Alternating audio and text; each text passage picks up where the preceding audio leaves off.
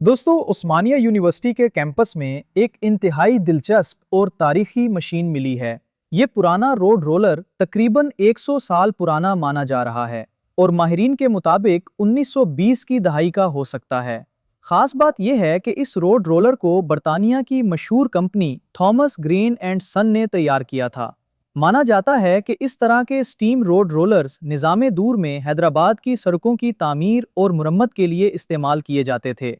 बरसों तक नज़रों से ओझल रहने के बाद ये मशीन दोबारा सामने आई है और आज हैदराबाद की इंजीनियरिंग और तारीखी विरसे की एक कीमती निशानी समझी जा रही है।